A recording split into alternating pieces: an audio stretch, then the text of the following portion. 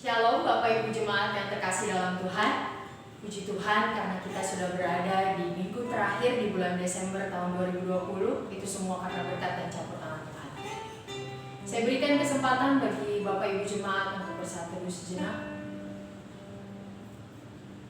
Kita siapkan hati kita untuk masuk ke dalam ibadah kita.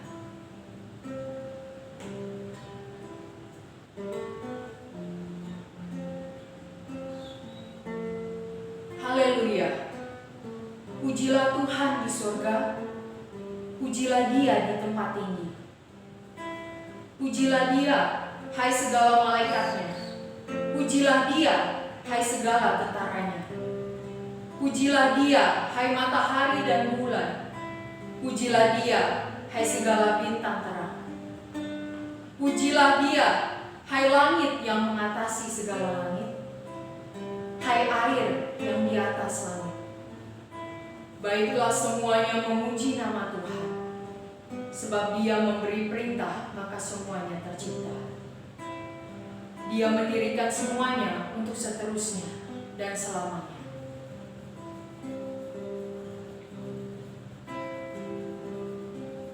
Kita mau memuji Tuhan dengan nyanyian Kemenangan Iman nomor 43. Dengarlah malaikat nyanyi.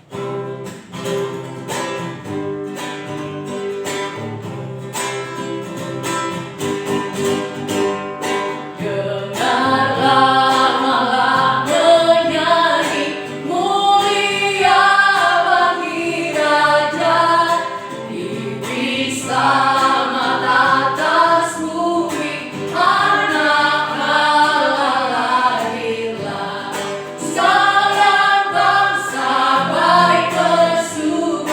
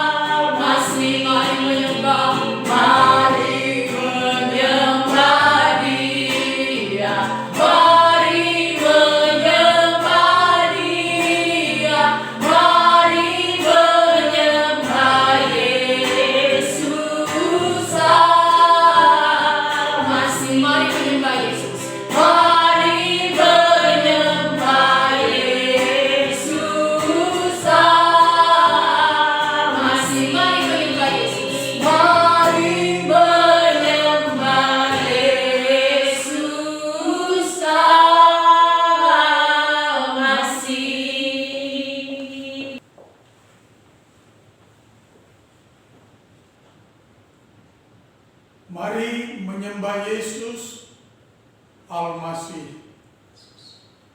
Mari menyembah Yesus Al-Masih. Mari menyembah Yesus Al-Masih. Allah yang telah menjadi manusia datang untuk menyelamatkan kami umat-Mu. Datang untuk memulihkan kami umat-Mu. Terima kasih ya Tuhan. Kami bersyukur ada di minggu terakhir di bulan Desember ini ya Tuhan. Ini semua anugerah-Mu bagi kami. Pemeliharaanmu, penyertaan-Mu, bahkan berbagai pengalaman bersama dengan Tuhan. Kami katakan haleluya bagi Tuhan. Segala pujian, hormat, kemuliaan bagi nama Tuhan.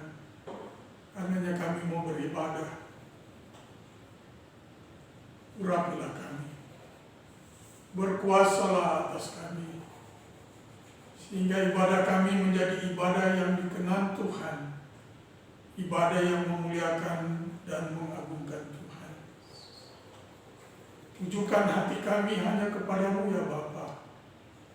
Sadarkan kami bahwa ibadah ini disiarkan langsung di surga-Mu yang mulia. Karenanya jalannya ibadah dari awal, pertengahan hingga ke akhir kami serahkan ke dalam pimpinan Tuhan. Pertolongan kita dalam ibadah ini adalah dalam nama Tuhan yang menjadikan langit dan bumi. Kasih karunia Tuhan Yesus Kristus dan kasih Allah Bapa dan persekutuan Roh Kudus menyertai kita sekalian. Amin.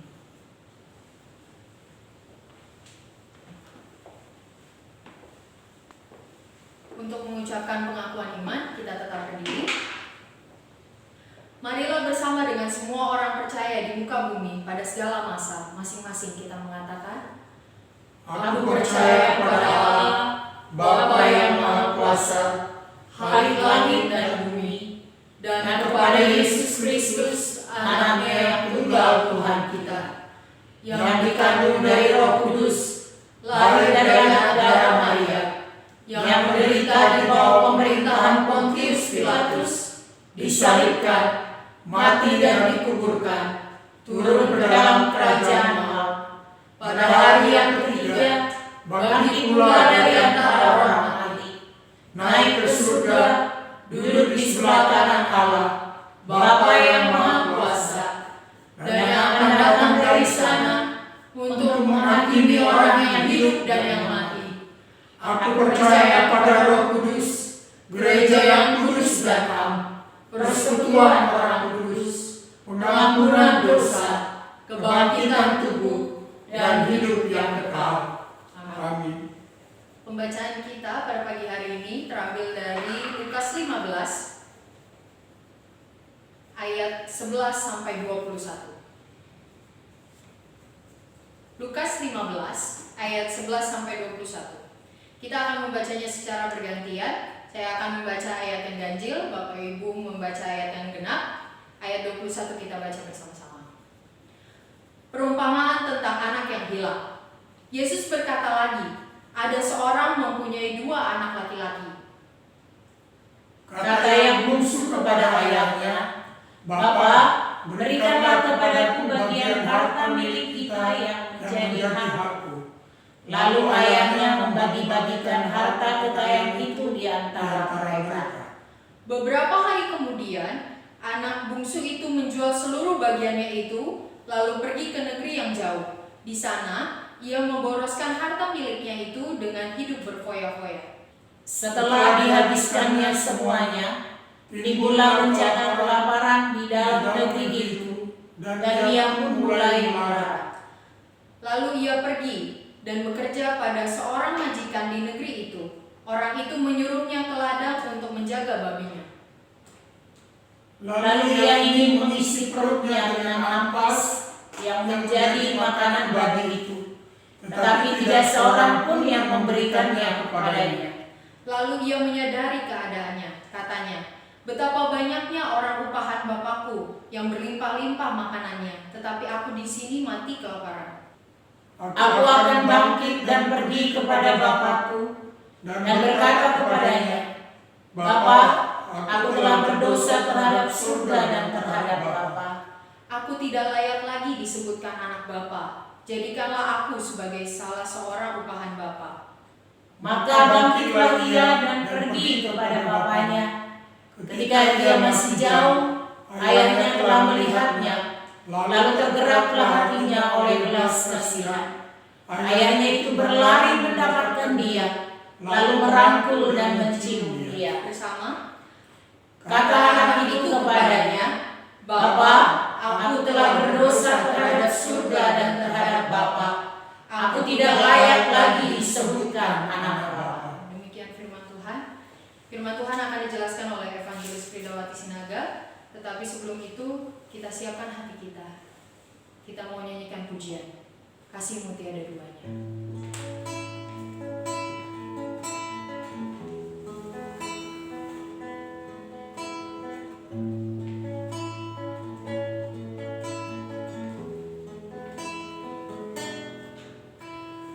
Belum pernah ada kasih di dunia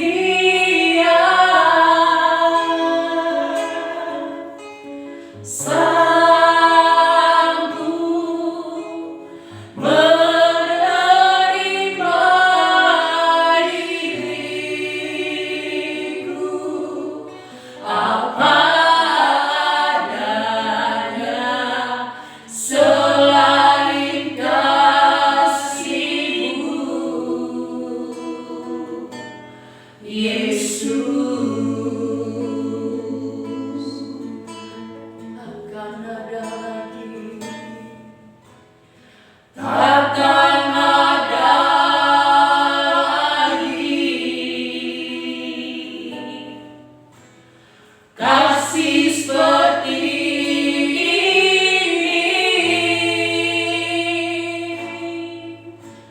sanggup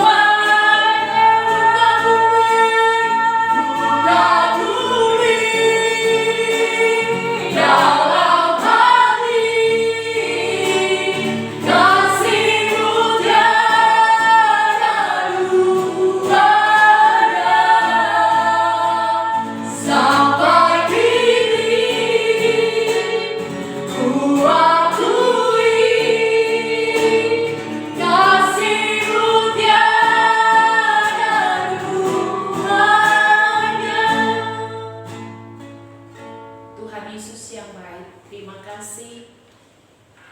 Hanya kasih-Mu yang tiada duanya dalam kehidupan kami. Itu terbukti Tuhan hingga kami boleh ada di minggu terakhir, di bulan Desember, bahkan di minggu terakhir di tahun 2020. Untuk tetap berdiri teguh di dalam Yesus Kristus. Sebagai umat-Mu adalah perkenanan yang Kau percayakan bagi kami, ya Bapa. Bahkan Tuhan, kami juga dipercayakan untuk ada di hadirat Tuhan dalam ibadah raya kami pada hari Minggu ini. Itu semua karena anugerah Tuhan yang berlimpah atas kami. Tidak ada kata lain selain kami bersyukur Tuhan. Melalui ibadah raya kami ini, hati kami memuji dan menyembah Engkau sebagai pribadi, sebagai keluarga, terlebih sebagai jemaat-Mu, ya Tuhan. Terima kasih, semuanya baik Kau berikan bagi kami. Mari Bapa pimpin jam pemberitaan firman ke depan yang Tuhan percayakan bagi kami. Hikmat, akal budi, dan pewahyuan kiranya menjadi bagian kami. Sehingga ketika kami membaca, merenungkan, mempelajari firman Tuhan, itulah yang menjadi berkat rema bagi kami. Sesungguhnya hamba-Mu tidak lebih dari jemaat. Mari Engkau pimpin dan Engkau tuntun. Sehingga jam pemberitaan firman ini sungguh-sungguh adalah suara Tuhan. Berbicara jauh lebih daripada apa yang kami pikirkan. Yang Tuhan rindukan dan Tuhan kehendaki bagi hidup kami melalui kebenaran firman Allah ini, ya Tuhan. Terima kasih Bapa, kami bersyukur dan oleh Roh-Mu kami akan terima janji kebenaran firman Allah di seluruh aspek kehidupan kami. Tuhanlah yang berbicara bagi kami. Berfirmanlah ya Bapa, sesungguhnya hati kami siap. Di dalam nama Tuhan Yesus Kristus kami berdoa. Amin. Silakan duduk Bapak Ibu jemaat yang dikasihi Tuhan Yesus. Shalom. Sungguh luar biasa Tuhan yang menyertai perjalanan kehidupan kita. Kita boleh mengalami kurang lebih hampir 1 tahun ada di dalam pandemi COVID-19. Tetapi oleh anugerah Tuhan, Tuhan tetap mempercayakan kita boleh mengakhirinya. Bapak Ibu yang dikasihi Tuhan Yesus, tidak lepas dari tema besar Natal GKI. Maka tapi hari ini izinkan saya untuk boleh sama-sama kita melihat bagaimana pemulihan Kristus terjadi di dalam kehidupan kita. Sebagai panduan umumnya kita tetap membaca Yeremia 30 ayatnya yang ke-17 sampai 18. Kita akan membaca bersama-sama. 1, 2, 3, ya. Sebab aku akan mendatangkan kesembuhan bagimu. Aku akan mengobati luka-lukamu. Demikianlah firman Tuhan. Sebab mereka telah menyebutkan engkau orang buangan, yakni sisa yang tiada seorang pun menanyakannya. Ayat 18. Beginilah firman Tuhan. Sesungguhnya aku akan memulihkan keadaan kemah-kemah Yakub dan akan mengasihani tempat-tempat tinggalnya. Kota itu akan dibangun kembali di atas reruntuhannya dan puri itu akan berdiri di tempat yang asli. Inilah janji kebenaran firman Tuhan yang akan kita terima di dalam kehidupan kita sebagai umat Tuhan, karena ini firman Tuhan. Dalam beberapa minggu di depan kita sudah sama-sama belajar tentang pemulihan. Tetapi izinkan saya pada ibadah hari ini saya mau menyoroti bagaimana pemulihan Kristus itu terjadi.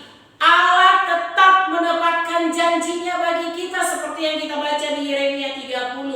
Tetapi kita mau belajar dari tokoh yang ada di Alkitab ini, yaitu si anak bungsu. Itu yang mau kita pelajari. Dari segi Tuhan, bahwa janji firman Tuhan iya dan amin.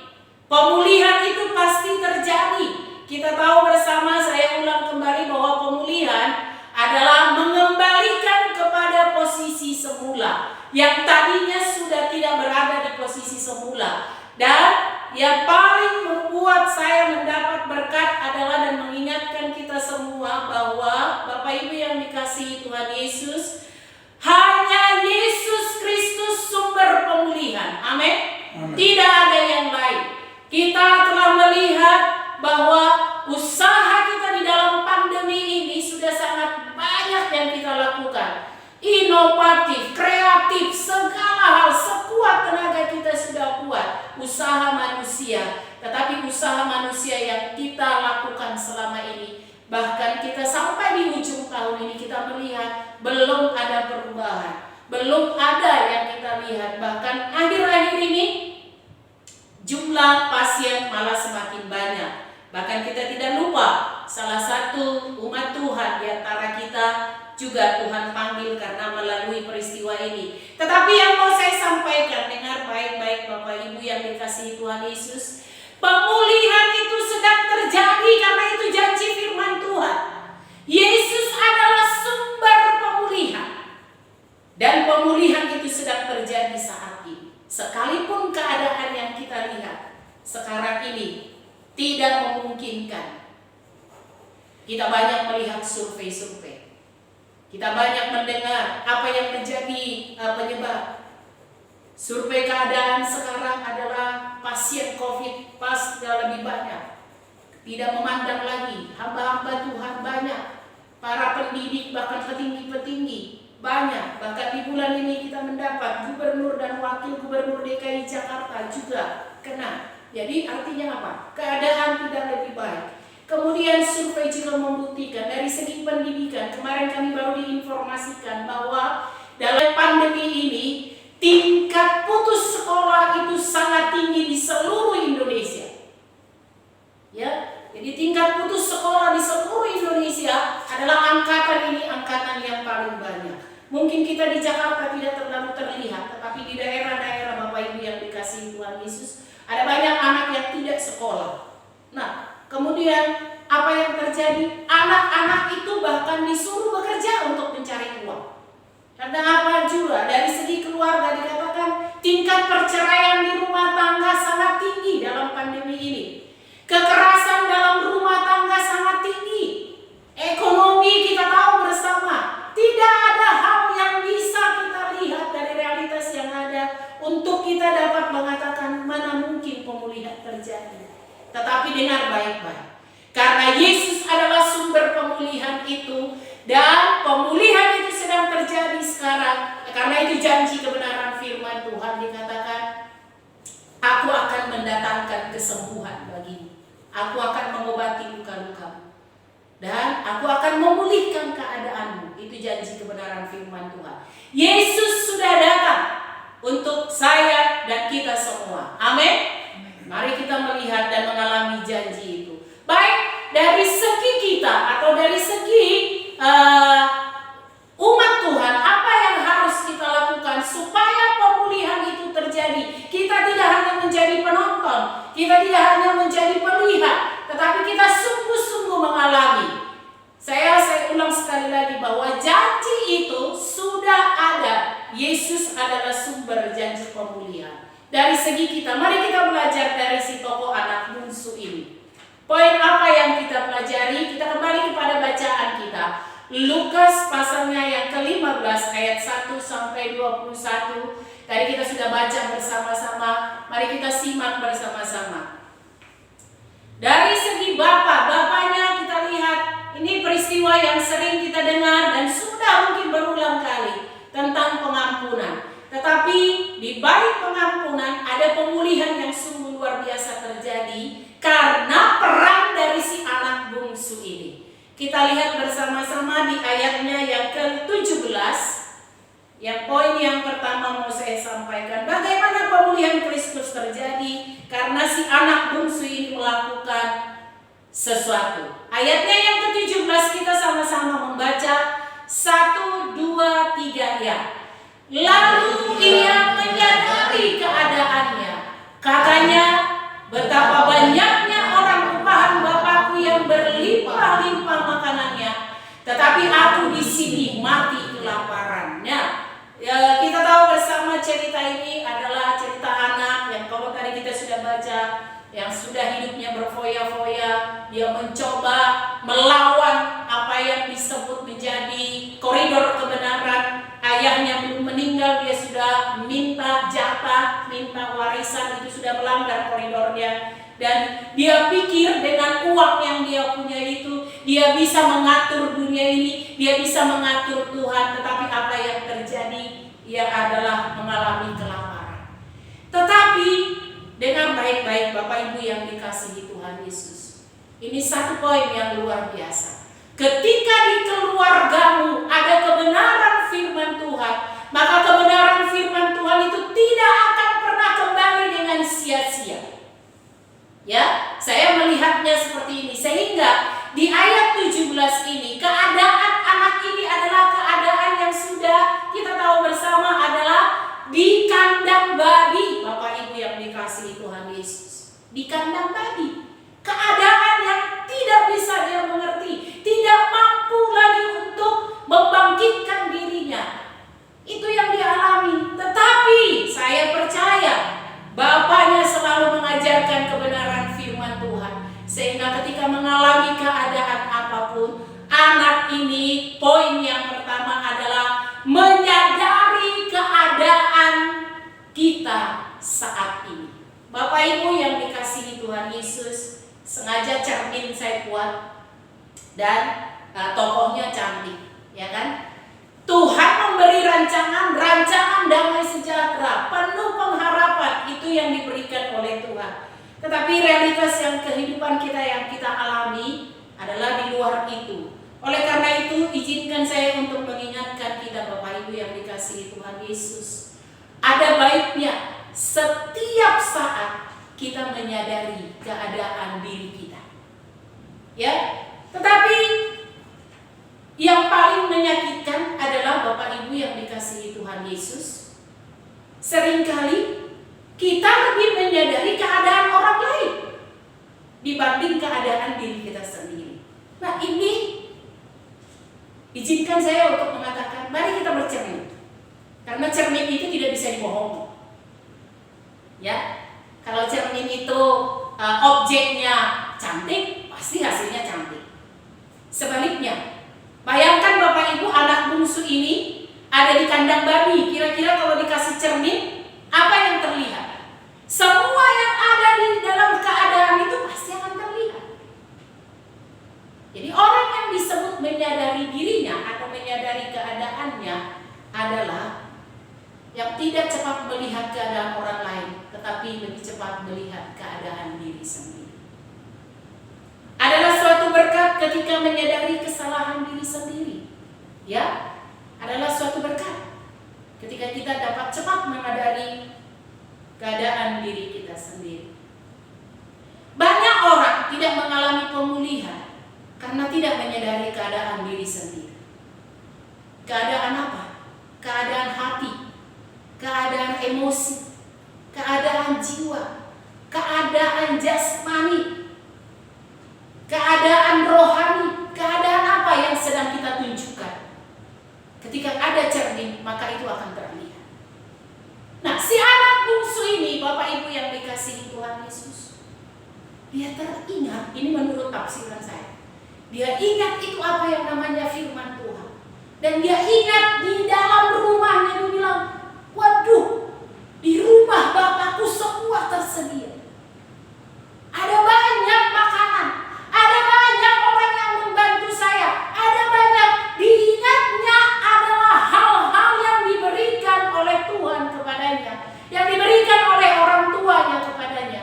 Bapak Ibu yang dikasihi Tuhan Yesus, saya tidak tahu keadaan kita mengakhiri tahun ini, keadaan yang mana. Tapi saya mau sampaikan, visi Tuhan, kerinduan Tuhan, kita semua keadaannya sesuai dengan firman Tuhan.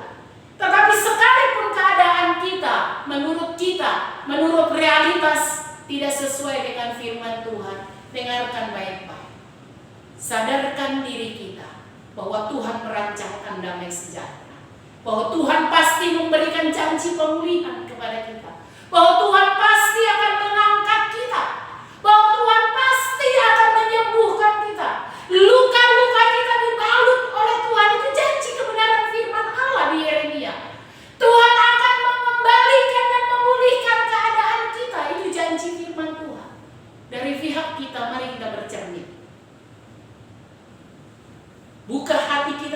hadapan Tuhan. Buka emosi kita di hadapan Tuhan. Buka segala-galanya di hadapan Tuhan. Ketika kita mengangkat tangan, maka Tuhan yang turun tangan untuk memulihkan kita. Seringkali Bapak Ibu yang dikasihi Tuhan Yesus, kita hanya sebatas sadar. Kita tahu Yesus berkuasa. Kita tahu doa kita pasti dijawab. Kita tahu janji pemulihan akan terjadi. Tapi seringkali tidak menyadari diri. Bahkan kita menyadarkan diri orang lain. Izinkan saya, mari poin yang pertama ini kita akui sama-sama di hadapan Tuhan. Karena ketika kita mengakui segala sesuatunya, maka Tuhan setia dan adil. Itu yang disampaikan oleh Tuhan. Mari Bapak Ibu. Jadi untuk aplikasinya, Bapak Ibu yang dikasihi Tuhan Yesus, kita sudah melihat, saya menghimbau di rumah masing-masing tolong dipasang cermin. Ya. Oke, Bapak Ibu yang dikasihi Tuhan Yesus, sepanjang tahun 2020 ini kita sudah melihat keadaan mana yang kita pertontonkan, keadaan mana yang kita bentuk di dalam kehidupan kita, posisi apa yang kita lakukan di dalam kehidupan kita. Ketika kita bercermin kepada kebenaran firman Allah, maka semuanya itu akan terlihat. Bapak Ibu yang dikasihi Tuhan Yesus, cermin adalah gambaran firman Tuhan. Karena apa yang kita tentukan hari ini, itu akan terlihat untuk besok. Tahun 2020 kita akan tinggalkan apa yang sudah kita buat.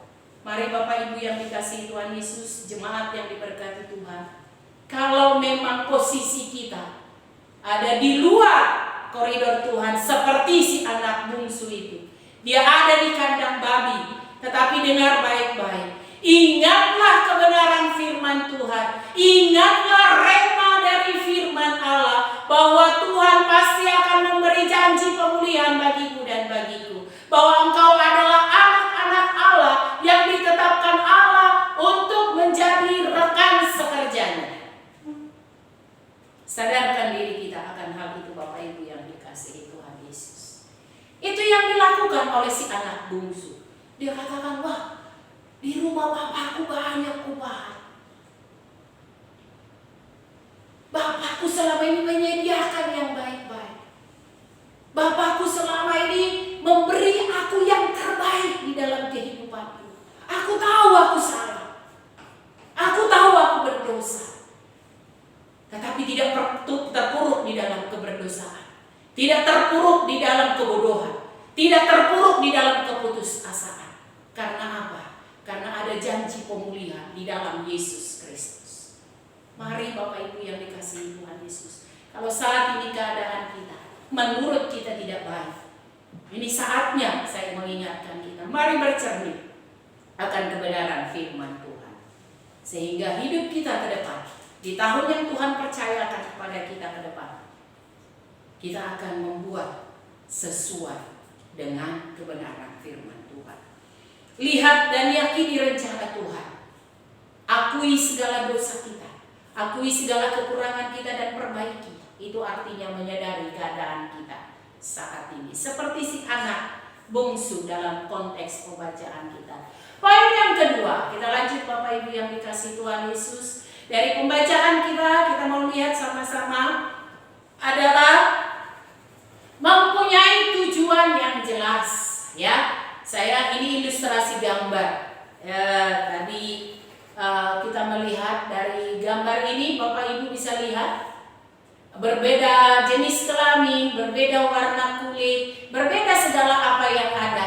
Tetapi perbedaan adalah suatu keindahan ketika tujuan kita satu, yaitu mengalami janji pemulihan dari Yesus Kristus. Itu sangat jelas tujuannya. Mari kita lihat Lukas 15 ayat 18 sampai 19. Kita akan baca sama-sama. 1, 2, 3, ya. Aku akan bangkit dan pergi kepada Bapakku dan berkata kepadanya, Bapa, aku telah berdosa terhadap surga dan terhadap Bapa. Ayat 19. Aku tidak layak lagi disebutkan anak Bapa. Jadikanlah aku sebagai salah seorang upahan Bapa. yang menarik buat saya, aku akan bangkit dan pergi kepada Bapakku. Bapak Ibu yang dikasihi Tuhan Yesus, tadi kita pertama menyadari, ya, ketika seseorang menyadari, dia bisa bersuka cita, dia bisa menangis, dia bisa bernyanyi, dia bisa bahkan memperbaiki dirinya atau sebaliknya bisa jadi. Tetapi lebih dalam lagi yang mau saya sampaikan, supaya pemulihan itu terjadi dalam kehidupan kita, apa yang harus kita lakukan dari segi kita anak-anak Tuhan, seperti dari si anak bungsu ini, dikatakan mempunyai tujuan yang jelas. Fokusnya Yesus. Amin Bapak Ibu yang dikasihi Tuhan Yesus. Fokusnya Yesus. Fokusnya janji pemulihan itu ya dan amin. Yeremia mengatakan bahwa aku akan menyembuhkan, aku akan membalut lukamu, aku akan memulihkan keadaanmu. Fokus untuk hal itu, jangan fokus kepada yang di bawah yang bisa menarik kita. Sehingga dengan senyuman, dengan kekuatan baru, dengan power kita mengatakan, yes Jesus, aku akan bangkit dan pergi. Jangan ada di batas hanya level menyadari. Ya, saya tahu saya salah, tetapi tidak bergerak. Izinkan saya untuk menyampaikan, kalau kita mempunyai tujuan yang jelas, maka kita bisa melakukan apa Bapak Ibu? Yang pertama adalah doa. Ya, kalau sudah ada tujuan kita, itu artinya Tuhan akan membuka semakin banyak rahasia. Kalau sudah tahu tujuan kita, maka kita bisa mulai berdoa, kita mulai merencanakan, kita mulai merancang. Bahkan Tuhan mengatakan mulai bergerak, doakan apa yang menjadi tujuanmu. Jadi Bapak Ibu yang dikasihi Tuhan Yesus, tahun 2020 akan berlalu dalam hitungan beberapa hari ke depan. Tetapi tujuan kita untuk mengalami janji pemulihan harus terjadi dalam kehidupan kita.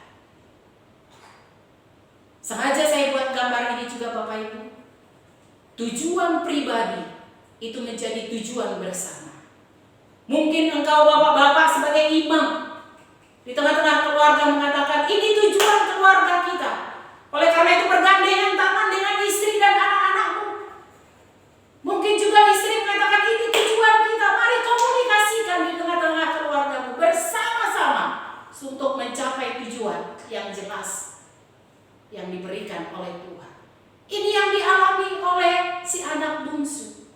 Dia tahu di rumah bapaknya semua tersedia, tapi dia menyadari dirinya sudah berdosa.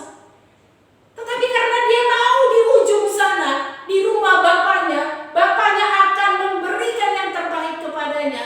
Sekalipun dia merasa berdosa dan bersalah, dia bangkit dan pergi. Nah, itu yang luar biasa.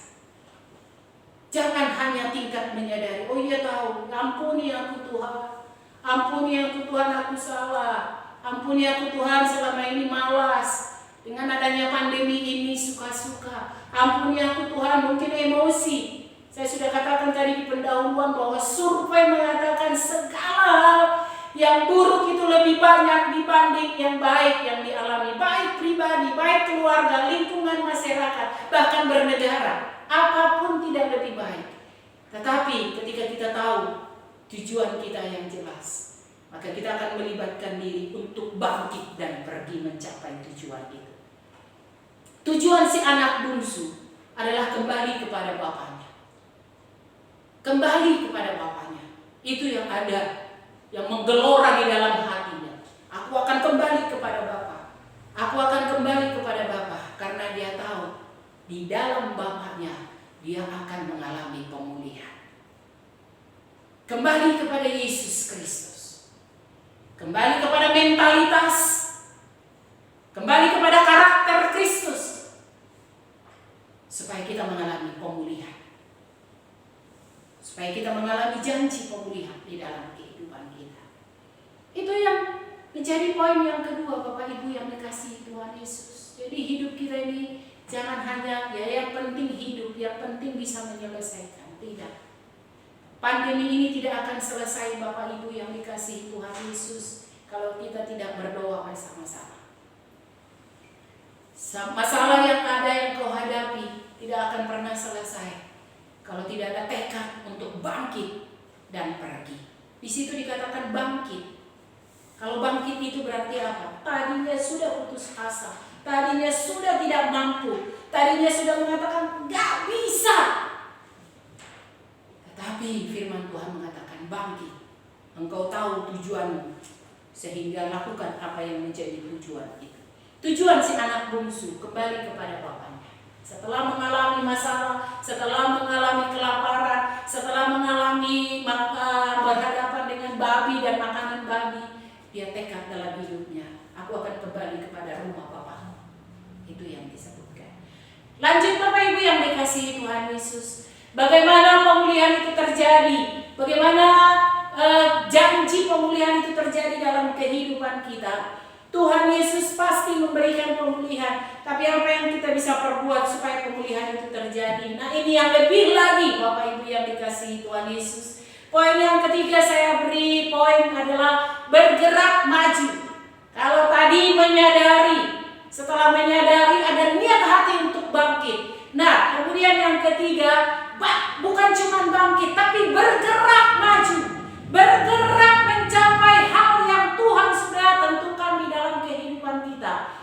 Dengan arti bahwa di dalam kehidupan anak si bungsu ini dikatakan tadi, kita mari sama-sama baca ayat 20. Kita lihat sama-sama di sini. 1, 2, 3 ya. Maka bangkitlah ia dan pergi kepada bapaknya. Ketika dia masih jauh, ayahnya telah melihatnya. Lalu tergeraklah hatinya oleh belas kasihan.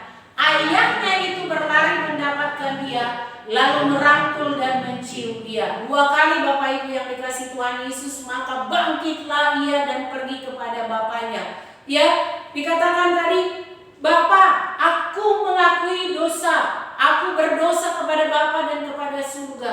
Berikanlah aku menjadi upahan di tengah keluarga. Padahal Bapak Ibu yang dikasihi Tuhan Yesus, dia adalah anaknya, ya, anaknya. Tetapi dia bilang, aku karena berdosa, gak perlu lagi saya status anak yang memang benar-benar, tapi sebagai upahan pun aku mau.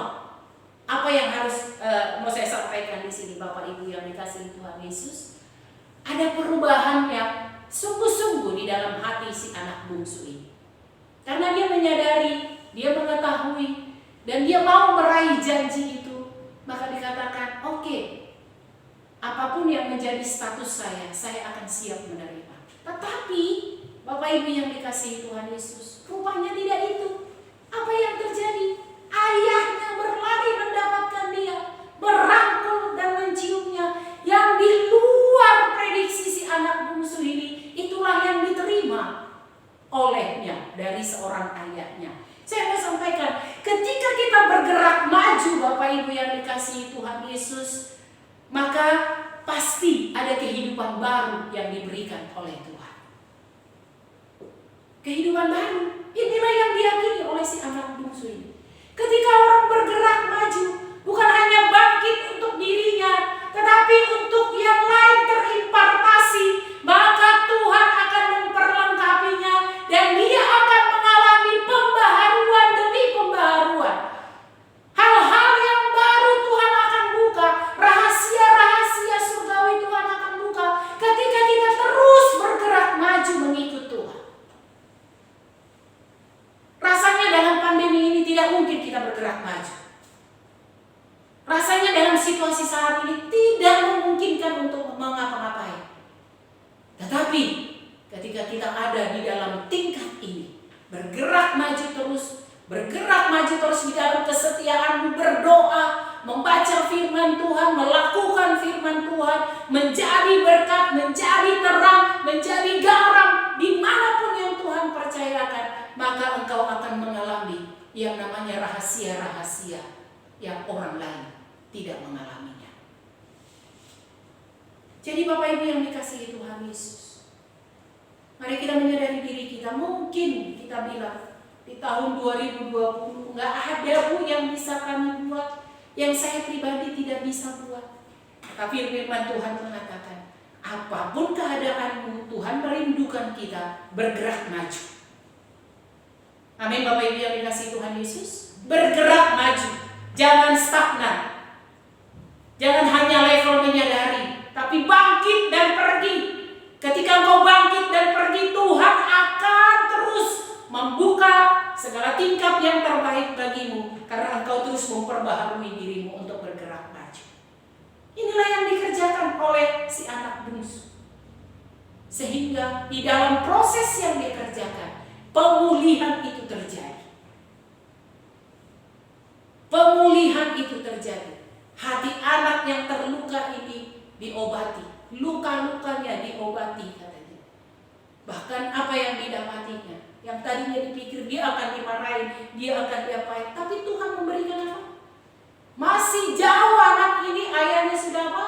Mengejar dia, merangkul dia, menciumnya, bahkan kalau kita baca sampai membuatkan pesta, mengembalikan semua apa yang menjadi miliknya, diberikan cincin, diberikan jubah. Bapak Ibu yang dikasihi Tuhan Yesus, hanya yang bergerak maju di dalam hadirat Tuhan, di dalam kasih Tuhan, di dalam pemulihan yang Tuhan janjikan, itulah yang mengalami pemulihan itu. Jadi mari Bapak Ibu yang dikasihi Tuhan Yesus, kita sebagai anak-anak Tuhan, kita sebagai umat-umat yang dipilih oleh Tuhan, bergerak maju supaya kita boleh mengalami yang namanya pemulihan. Bapak Ibu yang dikasihi Tuhan Yesus, menyadari sungguh-sungguh kesalahan kita dan tidak layak kepada status sebagai anak, itu sangat luar biasa. Ketika kita melakukan hal itu, maka Tuhan memberikan hal baru. Sebagai kesimpulan dari pembacaan saya beri 3 poin. Di dalam kehidupan kita ini harus ada di titik kesadaran dan pertobatan. Khususnya kita mengakhiri tahun ini, ada titik kesadaran dan titik pertobatan. Yang kedua, harus ada dalam pengampunan.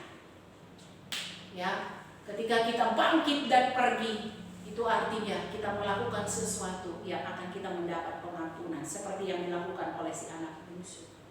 Dan yang ketiga, harus mengalami perubahan hati. Pemulihan itu mengembalikan kepada semula. Kalau kita tidak lakukan dengan sungguh-sungguh perubahan hati, maka tidak akan terjadi pemulihan. Mari izinkan pemulihan itu, kuasa atau janji pemulihan itu terjadi atas kita. Dari segi kita, menyadari hidup kita, bangkit dan pergi, kemudian bergerak maju terus di dalam Tuhan. Demikian firman Tuhan untuk kita. Mari kita berdoa. Tuhan Yesus, terima kasih. Engkau sungguh luar biasa bagi kami ya Bapa. Oleh anugerah-Mu kami boleh sama-sama belajar dari teks firman Tuhan hari ini dari si anak bungsu. Kami tahu Allah kami adalah Allah yang luar biasa. Yesus Kristus sumber pemulihan. Dan pemulihan pasti Engkau berikan bagi kami. Tetapi dari pihak kami butuh disadarkan akan keadaan kami, bercermin kepada kebenaran firman Tuhan. Dan kami butuh kekuatan untuk bangkit dan pergi menghadapi yang namanya janji pemulihan. Ketika Tuhan membawa kami dan memberikan pengampunan kepada kami, maka kami akan bergerak maju untuk meraih yang terbaik di dalam kehidupan kami.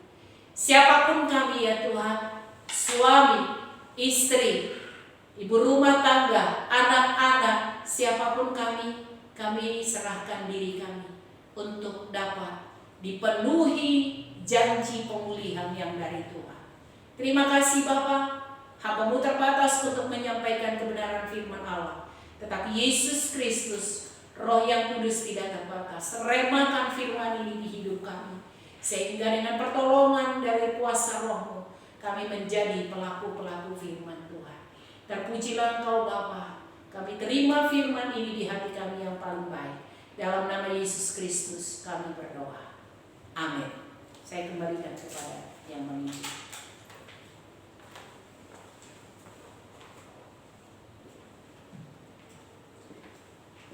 Bersyukur kepada Tuhan karena kita sudah mendengarkan firman Tuhan. Biarlah firman Tuhan ini dapat menjadi rema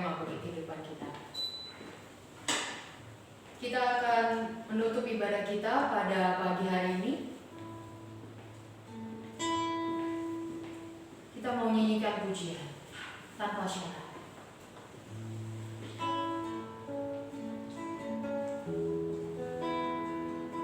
Aku tidak akan menyerah Tuhan, karena aku yakin dan percaya penyertaan-Mu nyata bagi. Ku tak menyerah, walau kadang ku tak mengerti. Tetap berserah, keyakinan di dalam hati. Rencana yang terbaik, semuanya datang dari-Mu. Karena tangan-Mu memurnikanku, ku tetapkan hatiku untuk percaya tanpa syarat, takkan goyah. Ku nyatakan imanku untuk setia, serahkan hati-Mu. Kita nyanyikan sekali lagi pujian ini. Ku tak menyerah. Ku tak menyerah, walau kadang ku tak mengerti. Tetap berserah, tetap berserah, keyakinan di dalam hati. Rencana yang terbaik, semuanya datang dari-Mu. Karena tangan-Mu memurnikanku, ku tetapkan hatiku untuk percaya tanpa syarat, takkan goyah. Ku nyatakan imanku untuk setia, serahkan hati-Mu. Ku tetapkan hatiku untuk percaya tanpa syarat, takkan goyah. Ku nyatakan imanku untuk setia, serahkan hati-Mu, serahkan hati-Mu, serahkan hati-Mu, serahkan hati-Mu, serahkan hati-Mu. Seluruh rangkaian ibadah kami, Bapa sudah memimpin dan kami semua sudah diberkati oleh Tuhan. Tiba saatnya kami membawa syafaat kami di hadapan Tuhan. Kami membawa jemaat-Mu menghadap Engkau ya Tuhan. Di masa pandemi ini kami ada di dalam kerajaan-Mu. Karenanya kami percaya bahwa ada perlindungan yang khusus dari Tuhan. Ada darah anak domba Allah, ada darah Yesus yang memproteksi umat-Mu, jemaat-Mu di dalam kerajaan-Mu ya Tuhan.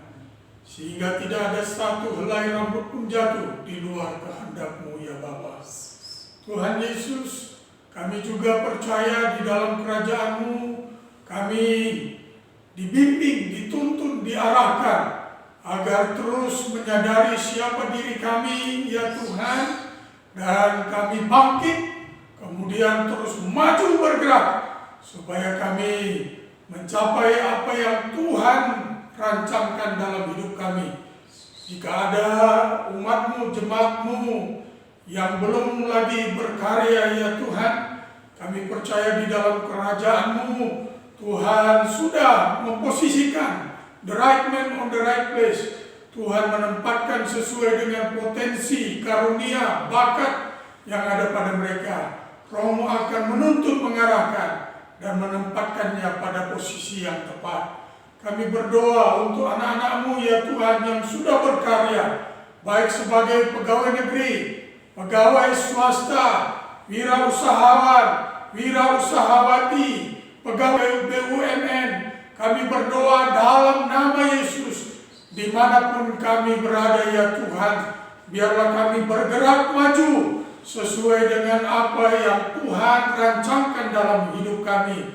Tangan kemurahan-Mu, tangan berkat-Mu ada atas umat-Mu ya Tuhan, sehingga apapun yang dilakukan tangan mereka bagi kemuliaan Tuhan, Tuhan buat berhasil.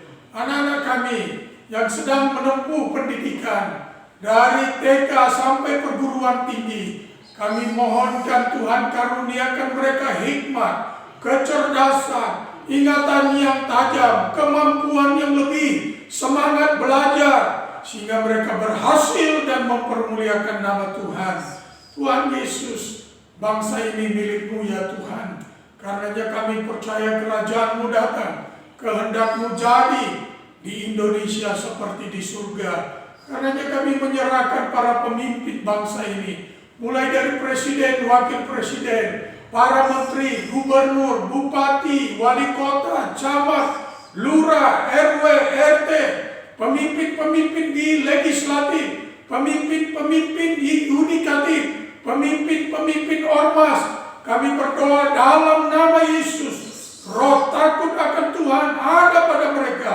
Setiap decision, keputusan yang mereka ambil sesuai dengan kehendak Tuhan. Jika ada orang-orang tertentu yang dipakai oleh roh jahat ingin menghancurkan bangsa dan negara kami, dengan otoritas Tuhan kami patah hancurkan niatnya. Dalam nama Yesus, negara ini terlindungi secara sempurna, sebab negara ini adalah milik Tuhan. Tuhan Yesus, terima kasih.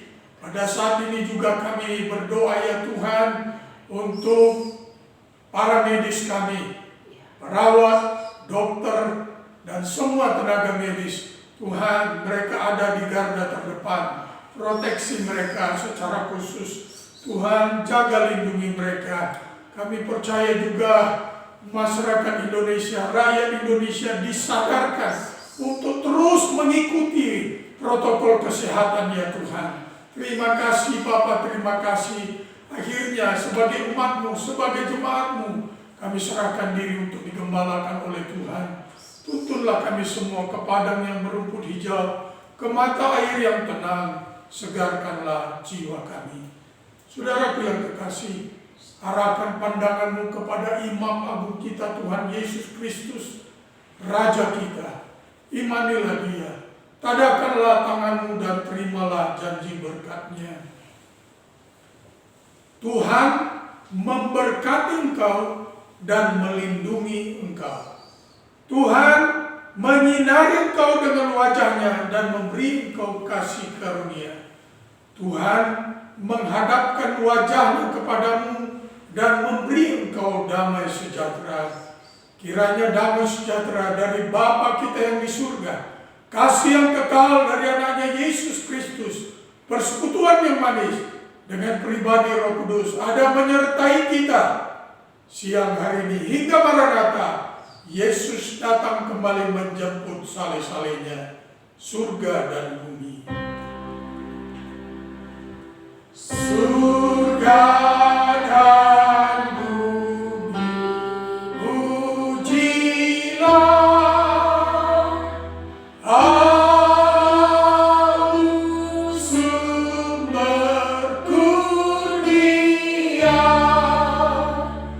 Seluruh makhluk puji Tuhan.